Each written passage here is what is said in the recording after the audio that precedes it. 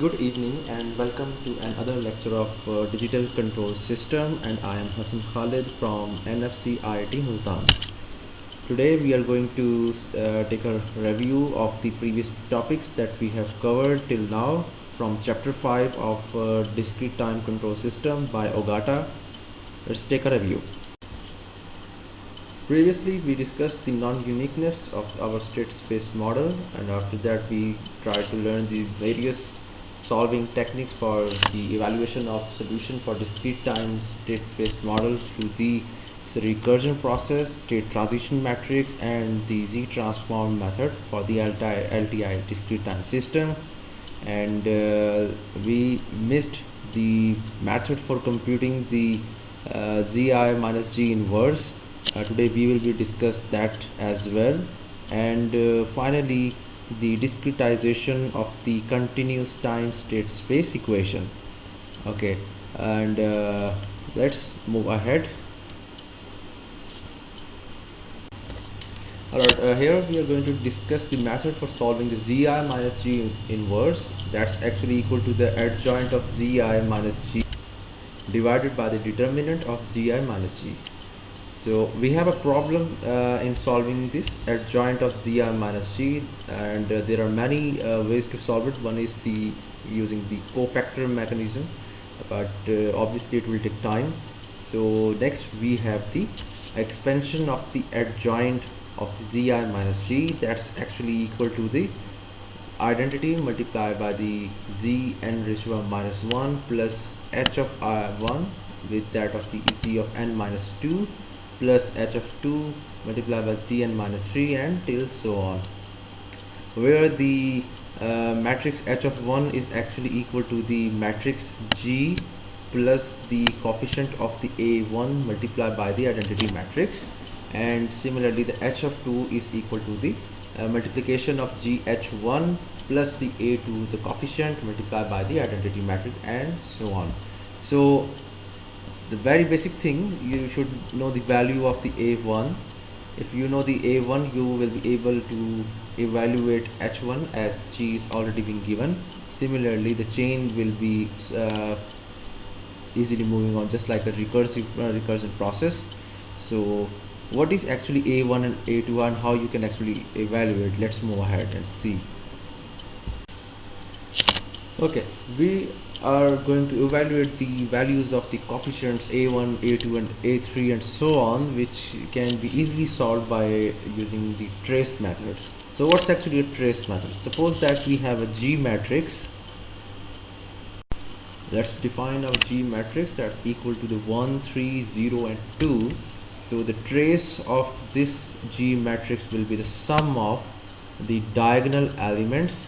Let's say it's 1 and 2, so the 1 plus 2 will be equal to 3. So the coefficient value A1 will be equal to minus into the trace of G, which is minus 3.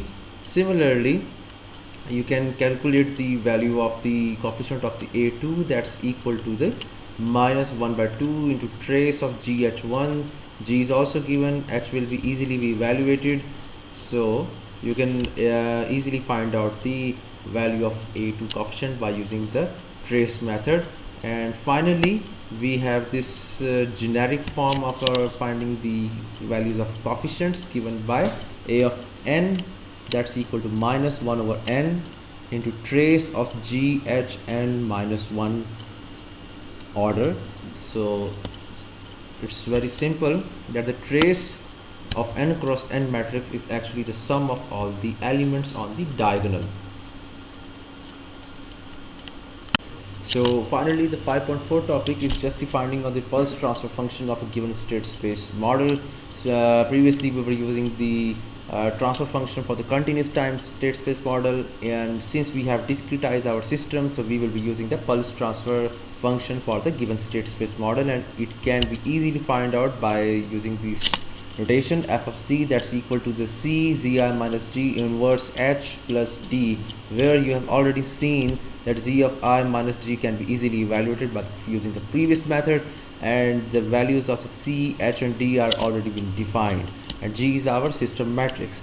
So Z of I inverse G inverse is equal to the adjoint of Zi minus G divided by the Zi minus G whole determinant.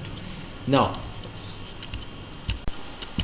alright guys, let's move on to the final topic of our today's discussion, which is the discretization of a continuous time state space equation. Now, previously we have discussed very much elaborately and extensively that if we have been given the system, that is a plant that we want to control, it's a continuous time system, and we need to control it with some digitalized device that can be computer or anything, and we need to convert our continuous time signal into the discrete time domain so that it can process by our computer systems and any other the digital devices. So what we do at that point was to use the sampler that was cascaded with that of zero order hold. The sampler actually picked up the pulses, and pulses were transformed into the continuous time signal with the help of zero order hold, and that signal was used to control our plant, which actually receives the continuous values. So we were able to find out the pulse transfer function of our closed loop system at that time, and we have gone through far much in the details the how we can use that information and converting it into our closed loop pulse transfer function, and finally we developed this f of z. So, and keep in mind that we can easily find out the state space model for our G of S system that were defined by the matrices A, B, C and D. Since we are using the discrete information, we are concerned in obtaining the values of G, H, C and D. So why do we need discretization of our continuous time state space equation? The answer to this question is that first of all, we need to reduce our mathematical analysis and the number of computations. So what we need to do, we need to reduce our steps. So if we have been given a state space model in the continuous time with the information of A, B, C and D, we are keen to find out the information regarding the G, H, C and D. Our main key parameters in obtaining the pulse transfer function are only the G and the H. So what we can do, that we should have a mathematical transformation that can convert A and B matrices directly into the information of G and H without and regardless of all those extensive calculations. First of all, implementing the zero order hold, and then taking the partial fractions, and then finally converting our model into the pulse transfer function, and then finally we can transform it back into the G and H matrices. So in this way we would be able to solve our discrete time state space model directly without moving it into some another kind of the transformation. And if we have the information of G and H and C and D matrices directly from the continuous time state space model, we will be able to find out the pulse transfer function of our state space model directly from that as well.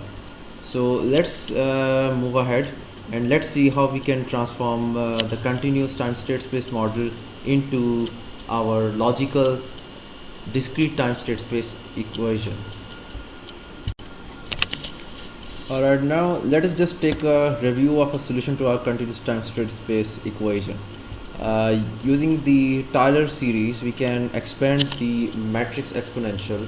Now as you all know that e raised to power x using the Taylor series is expanded into the following series, that's actually equal to 1 plus x divided by 1 factorial plus x square divided by 2 factorial plus x cube divided by 3 factorial and so on. Now if I place the value x raised to power 2, x that is actually equal to 2, what will happen here is that 1 plus 2 divided by 1 factorial plus 2 raised to power square divided by 2 factorial plus 2 raised to power 3 divided by 3 factorial and so on. Now similarly, if I assume that I have a matrix A that is varying with respect to time, and let's substitute the x that is equal to a multiplied by t. So what will happen here is that e raised to power at, that will be equal to 1. Since I have declared that a is a matrix, so I will just represent one constant, that is scalar, into the vector by using the identity matrix I plus at divided by 1 factorial plus at whole square divided by 2 factorial, and so on. So what I will get is the result is over here, that e raised to power at will be equal to I plus at plus 1 over 2 factorial a square t square plus up to so on. So in order to check for the convergence that of the infinite series, we can simply apply the application of differential equation by taking the derivative with respect to time and see whether the solution of this infinite series converges or not. What happens is that okay, by applying the derivative on this exponential on e of at, and applying the derivative on the right hand side of this chain, what we actually obtain is the first term, since there is no t, the variable, and the derivation of the with respect to t will, and since it is 1, it will be constant, and it will be 0, the derivative of constant was 0. And similarly the derivative of t will be 1, and derivative of t square will be 2 of t, and so on. So by simplifying the result and taking the A matrix as a common, you can easily see that the term inside this bracket is just once again the replica of this whole chain. So what I can write over here is that substituting this inside the bracket term with that of e raised to power at, I actually obtain a multiplied by e raised to power at, which is the derivative of this term. Okay, let's apply some properties to this exponential. If I say that the e raised to power t plus s can be expanded into the e raised to power at and to e raised to power a raised to power a of s, because since the bases are same, so the power can be added as it is being done over here. Now let's take a particular solution. If I say that if s is equal to minus t and substitute it into this term, it will, what will happen, it will be 0, and e raised to power 0 is actually the identity, which is once again the property of this identity as well. Now we can also say that from this fact that e raised to power at is the inverse of e raised to power minus at, and if it is true that the inverse really exists, it also implies that the solution will be, the determinant of this matrix will be non-singular. The A matrix is actually a non-singular matrix because this inverse is actually existing. Now let's check the other properties of this exponential identity by, if we have two vectors a and b and we have written them as e raised to power a plus. Now just multiply both sides with e raised to power a of t. So what we actually obtain here is this thing, and by the property of the differentiation, this is the just replica of the product rule, so we can enclose this term into this thing as well. Now if you apply the derivative on this e raised to power minus at of x of t, you will be actually able to obtain this thing once again, which is the product rule of the differentiation. And finally the right side of this b of ut has been multiplied by the e of minus at as well, because we were taking the multiplication of e of at on both sides. Now let's just find out the solution for our x of t. We need to find out x of t. If you need to find out x of t, you have to integrate on both sides, taking this integration sign over here and integration over here with respect to time, and from 0 to the t instant to any instant t, and similarly 0 to any instant t over here as well. So what we get is the new result over here, which means that e of minus at is equal to x of t is equal to x of 0, which is the property of this integration. When you solve it, you actually get the initial condition as well.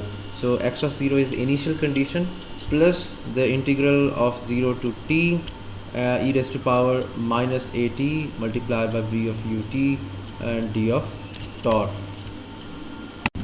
I have also mentioned this integration over this whole term over here, that is actually equal to the this term e raised to power minus at x of t minus x of 0.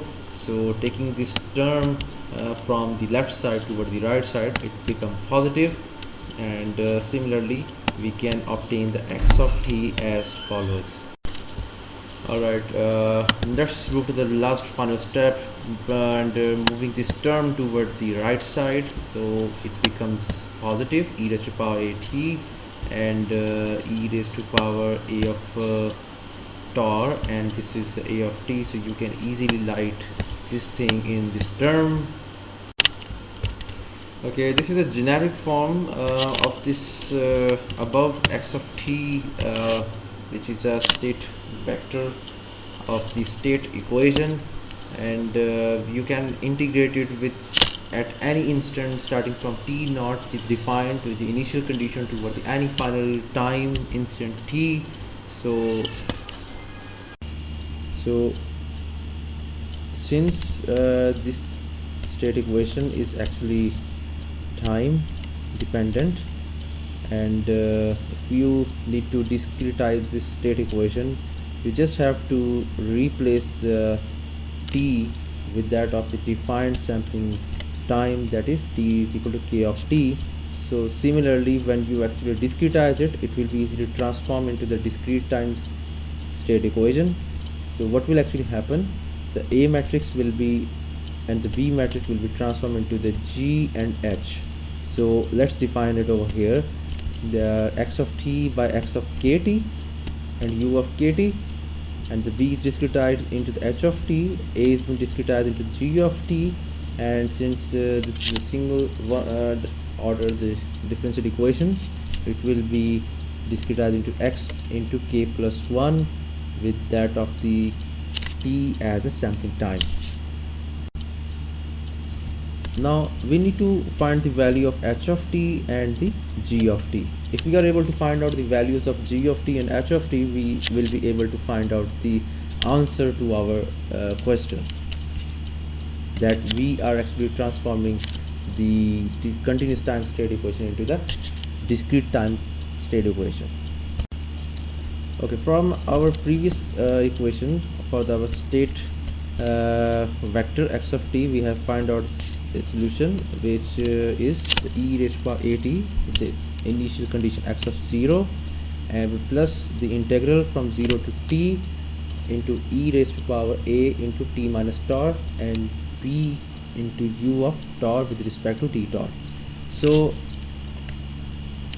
where the input u of t has been discretized into u of kt, and similarly the instant will be defined over the range of starting from kt to kt plus t, which is the total sampling time. Okay, let us transform this state vector into x of kt and x of k plus 1. So while doing this, let's see what happens. For x of k plus 1, if I change this t and replace it as a function of the k plus 1, wherever the t is coming, it will be replaced by its function, which is defined by the k plus 1. So what happens now, the new equation will be x of k plus 1 in t is equal to e raised to power a k plus 1 into t for the initial condition x of 0 plus e raised to power a into k plus 1 t, and the interval will be defined for the same as well, and by defining the t is equal to k plus 1 into t, and similarly we have find the x of k plus 1 Similarly, I can also transform this x of t state vector in terms of x of kt, which will be my new state vector, by defining it in the same way, and I will be able to obtain this equation 5.71. Now let me just multiply this 5.71 equation with the e raised to power at on both sides and subtract it from this equation. By doing that, I actually obtain this final solution, which is x of k plus 1 into t, that's equal to e raised to power a t into x of kt plus e raised to power k plus 1 t, defining from the kt to k plus 1 because our input was defined for the same range as above. So this is my final review of the state vector that is being now transformed as a x of k plus 1, which is now from here you can easily observe that this term is actually the G matrix G of t, and this term is actually the h of t through the equation of the comparison.